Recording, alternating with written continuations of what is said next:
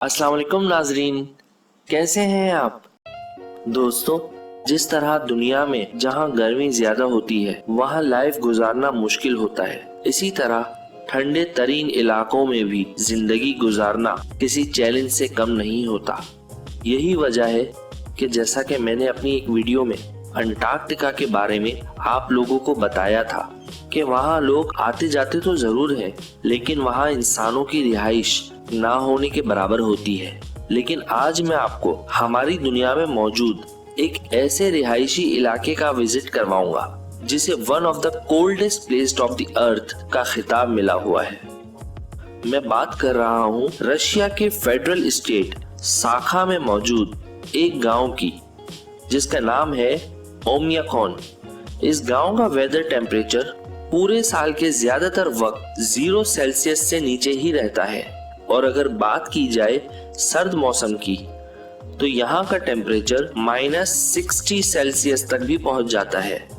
किसी जमाने में यहाँ की पॉपुलेशन 2500 के करीब हुआ करती थी, लेकिन वक्त गुजरने के साथ साथ यहाँ के शदीद ठंडे मौसम ने लोगों को हिजरत करने पर मजबूर कर दिया।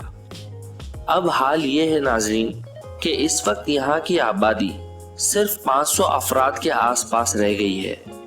यहाँ ओमियाकॉन में एयर 1993 में जब टेम्परेचर को मेजर करने वाले थर्मामीटर ने वेदर अपडेट किया -67 सेल्सियस, और उसके फौरन बाद ही वो थर्मामीटर ठंड की शिद्दत से टूट गया।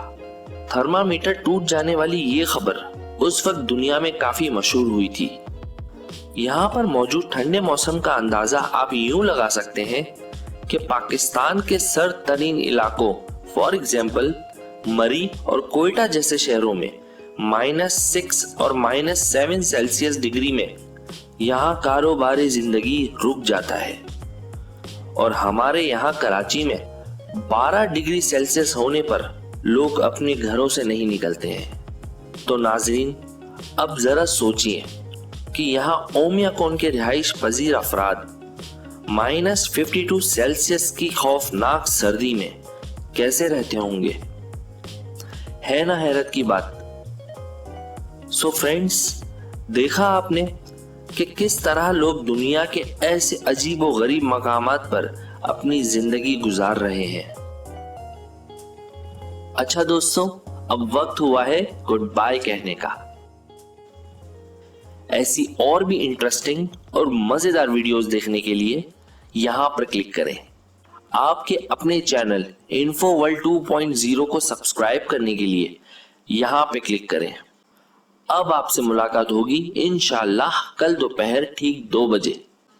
तब तक आप अपना बहुत ज्यादा ख्याल रखिएगा और मुझे भी दुआओं में याद रखिएगा। अल्लाह हाफिज।